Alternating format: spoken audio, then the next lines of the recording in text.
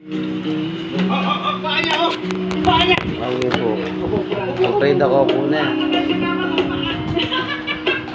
Panginoon kong makapangyarihan sa lahat, aking Diyos na buhay, ako'y nananalig at nanang palataya sa inyo, aking Panginoon. Ngayong araw na ito, meron din akong kaluluwa na naman ilalapit sa inyo, maghihingi siya ng galing ng Panginoon na Jesus. Ako'y nananalig at nananampalataya sa inyo, aking Diyos na buhay. Naway, pahintulutan niyo gumaling yung taong ito. Papasukin niyo po sa kanya ang banal na Espiritu, aking Panginoon.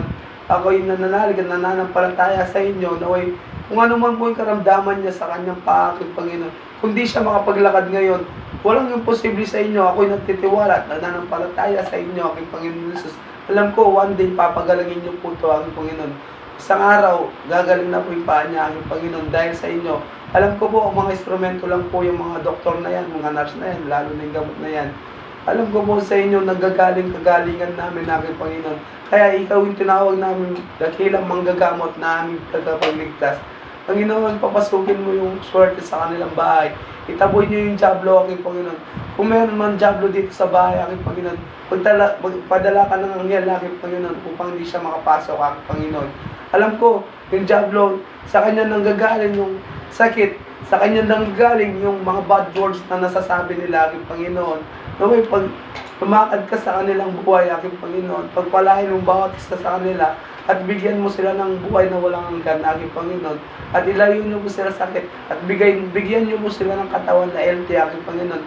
Magmula sa mga apo niya, sa anak niya, lahat po sa pamilya nila, aking Panginoon. Naway, pag-ingatan mo sila, saan man sa paroon, sa trabaho nila, hanggang sa makauwi po silang ligtas. Ako'y nananalig at nananampalataya sa inyo, Panginoon na Jesus.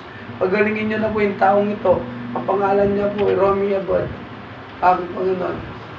Ako'y nananalig at nagmamakaawa sa inyo, aking Panginoon, sa lahat ng ginawa kong kabutihan sa inyo po. Ako pupuri at lahat ng ginawa kong kahit sa mga kaluluwa, aking Panginoon, dinadalangin ko na pagalingin niyo na po yung taong ito, Panginoon na Jesus. Ako'y nagpapakumbaba sa inyo at lulod na po ako sa inyo, aking Panginoon. In the Jesus name, Amen. God is good all the time. All the time is God is good. Sa lahat na nakakapanood sa akin dito, kung sino man po yung nakaramdaman dyan, pinapagaling ka ng Diyos natin na si Jesus na ating tagapagligtas.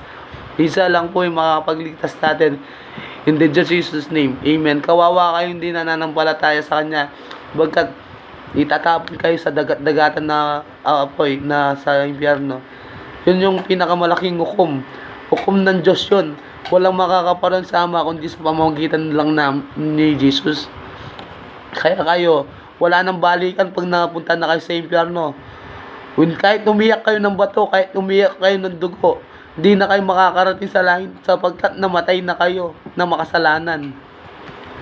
Goodbye. Sino man nanonood to, blessed na kayo ng Panginoon natin na si Jesus. In the Jesus name, Amen. Goodbye, bye-bye.